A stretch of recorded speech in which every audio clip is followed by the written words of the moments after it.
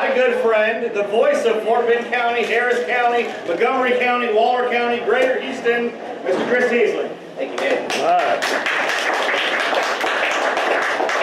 So I appreciate your time. I'm going to take us through a very difficult conversation on something that Greg Barnes mentioned.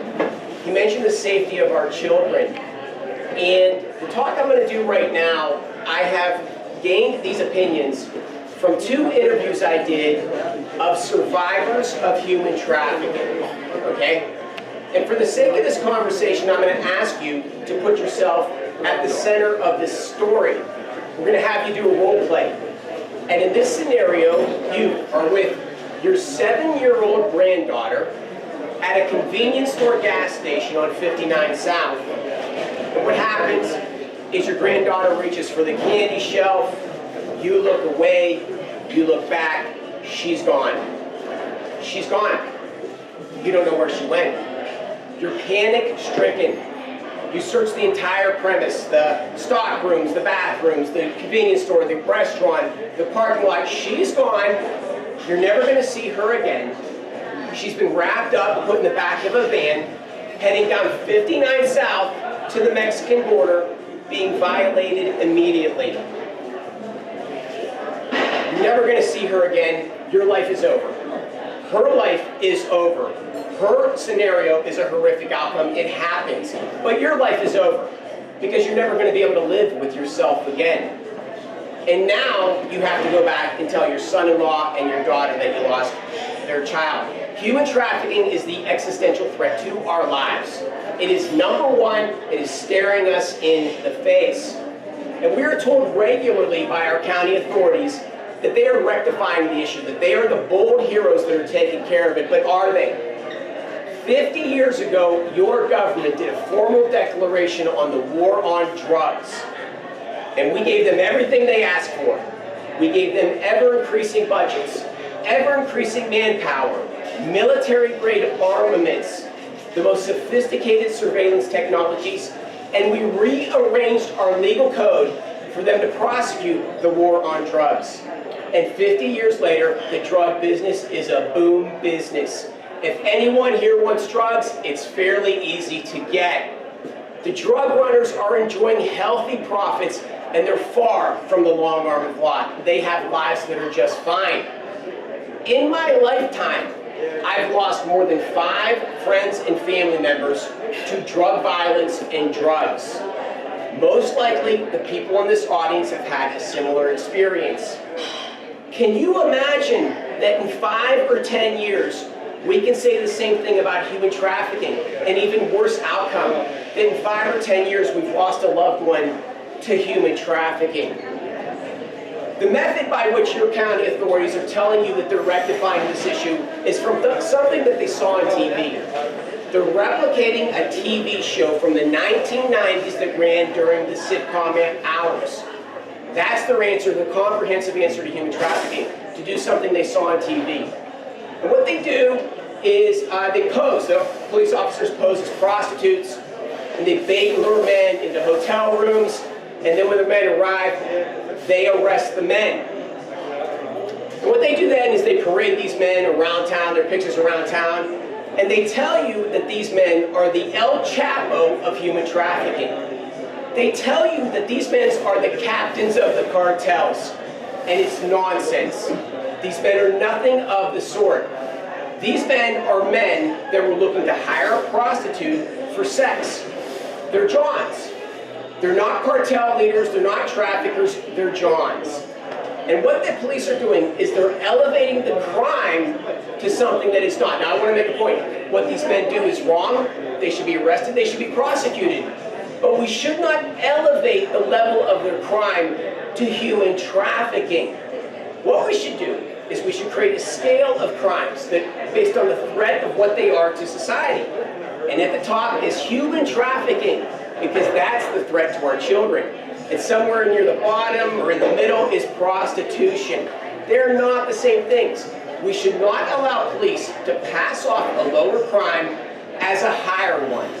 It is a misrepresentation, and it gives us a false sense of security. It means that we allow our children to walk safe on the streets because our officers are telling us that they're the bold heroes saving the day, and they're not taking out the traffickers. They're actually protecting the traffickers, and I'm going to explain why. So what they do is they give this false sense of security, and our children are still vulnerable. What they are doing is they're doing honeypots. It's not a trafficking sting, it's a honeypot. And there's a big difference. And the point is that what the officers are doing is they are constructing a crime where there was none, right? They are creating a problem to put the problem out. It makes no sense. You don't create a problem to put a problem out. It's a dog chasing its own tail. It's the fireman setting the fire to put the fire out so that he can promote his own career. That's what they're doing. The purpose of policing is to police our neighborhoods for crimes that arise organically in the neighborhoods. We shouldn't have them distracted with these falsehoods. They should be watching our streets for the real crimes and prosecute those crimes. Apologies, I need to look at my notes here for a second, guys. So there should be no... So, in any industry, in the drug industry, there are suppliers and there are customers. Customers cannot exist if suppliers are gone. Suppliers come first. And what you see with our police is they always go after customers because they're protecting the suppliers. They're protecting the distributors. This comes first. If you take this part out, this part goes away. But they don't do that. These guys are safe to the police. They don't have the hierarchy. They don't have the paid-off politicians. They're just everyday Joes. But the police go after the end users, and it gives you, and then they're able to say that they're curing the problem when they are not. So, I'm going to get to the point now. Okay, so, they do these honeypots to keep you distracted so that you think they're curing the problem when the problem still exists. In trafficking, there are two types of traffickers. There are lone wolves, and there's enterprise-wide traffickers. And the lone wolves need to hang by a noose, but they are not the greatest threat to our society. It is the enterprise-wide ones, because these are the sophisticated dudes. These are guys who have no moral compass. These are guys who understand the mechanics of building an organization and scaling the enterprise and enjoying the profits. And these are the guys that can put the equivalent of a delegate, I don't know what the word, I'm losing my train of thought here, but put someone in the police officers, a lobbyist. They can put a lobbyist in the police department and tell the police to continue the honeypots because they're safe as long as that honeypot charade continues to go. Congressional candidate just beat Dan Crenshaw. Steve Toth. Steve Toth. He was on the Tucker Carlson show, and he mentioned that there's a dark element that happens in the evening hours in Austin, okay? And I'm going to give you an idea of what he's talking about right now, and I'm going to explain why I'm walking you through this briar patch of a difficult conversation, because it matters. Because we can't let these falsehoods continue if we're going to save our children. Okay, so I had a woman named Laura Pena on my show. This woman is a hero of epic proportions, and she is a major problem to the establishment. She's running for Congress now. And what happened to Laura Pena? Laura Pena she found herself caught between two rival cartels where they were fighting over her for basically human chattel, right? She was going to be their product for trafficking. One cartel won the prize, and they trafficked Lauren Pena for weeks. And they did it out of a nightclub in Austin. And at this nightclub in Austin, it's owned by the cartels. And it's frequented by your state representatives and your state senators. And it's also frequented by police officers.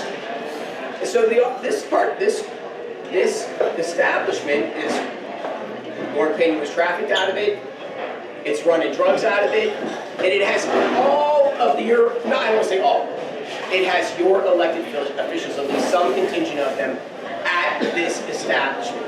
That's why the charade continues to go on. I am only giving you a fingernail scraping of what I believe to be the truth about trafficking. But what I hope from this conversation is that I cause you to question the news when you hear it and start to ask a deeper question. Because we have to go back to the time when we could play football in the evening out past dark. When we could walk the railroad tracks, I walked the railroad tracks when I was a kid, until midnight. We have, and it's not, you can't do that today. And until we face these tough questions, we will not be able to take care of these issues.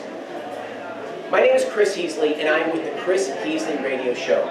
And on my show, I cover all things local, all things Texas. I do not go national. And I attempt to cover the things that no one else is talking about. To give you an idea, if you want to know the more than 3 ways a county can accrue debt without voter approval, watch my show. If you want to know about the equivalent of a Three Gorges Dam that's being proposed in North Texas, which is a very tragic, it's a very scary situation, watch my show. If you want to know your county pushed drugs like no other county in the state of Texas, this county was the biggest pusher of the COVID vaccines from the Wuhan flu than any other county. If you want to know how many Texans died from vaccines and vaccine injuries, watch my show.